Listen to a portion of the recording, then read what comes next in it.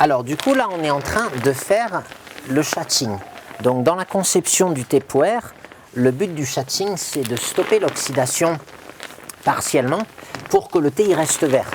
Parce que tu vois, dès que tu cueilles une feuille, et ben comme les feuilles en automne qui sont dans la forêt, elles changent de couleur. Elles changent de couleur parce que dans les feuilles, il y a des enzymes qui s'appellent les polyphénols oxydases et qui vont oxyder les polyphénols. D'accord ?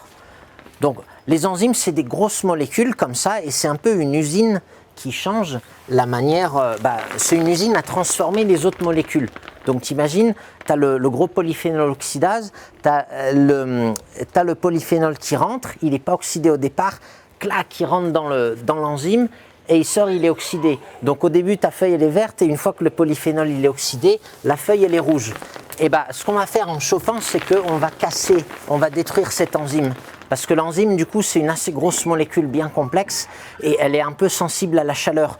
Dès qu'on chauffe, en fait, une molécule comme ça fait un peu comme un tremblement de terre et la molécule, elle finit par casser.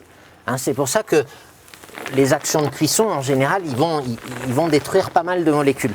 Donc, en détruisant les polyphénols oxydases, on stoppe l'oxydation. Donc, ça veut dire que notre thé, il va rester vert, il ne va pas devenir rouge. Bon, en fait, ça, c'est la raison principale pourquoi on fait le chatching comme ça. Mais la deuxième raison, c'est aussi qu'on va réduire les feuilles.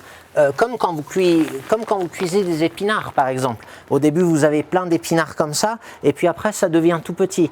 Pourquoi ? Parce que la chaleur, elle casse, en fait, elle détruit un petit peu les cellules, elle abîme un peu l'intégrité des parois, des cellules et tout. Donc, ce qui fait qu'au final, votre cellule, elle s'écrase complètement, et puis il y a l'eau qui sort. Donc c'est pour ça que là par exemple je suis au début, les cellules sont encore assez intègres et donc du coup il n'y a pas encore beaucoup d'eau qui sort, mais au bout d'un moment, comme quand vous cuisez des épinards, ça va réduire et quand ça réduit, il y a pas mal d'eau qui sort. Donc deuxième objectif de la cuisson, c'est de réduire les feuilles, hein, de changer un petit peu leur aspect, d'en faire un peu des légumes cuits, vous voyez. Et enfin, finalement, lié à ça, c'est aussi un process d'évaporation, c'est-à-dire qu'il y a une partie de l'eau qui va disparaître. Hein, par exemple, là, j'ai 9 kg de feuilles dans mon wok au départ. Quand j'aurai fini, j'aurai à peu près 7 kg. D'accord ? Il y a à peu près 20% de l'eau qui va s'évaporer. Parce qu'évidemment, le but ultime de faire du thé, c'est de sécher le thé. Donc, à chaque étape, en fait, on a une évaporation de l'eau.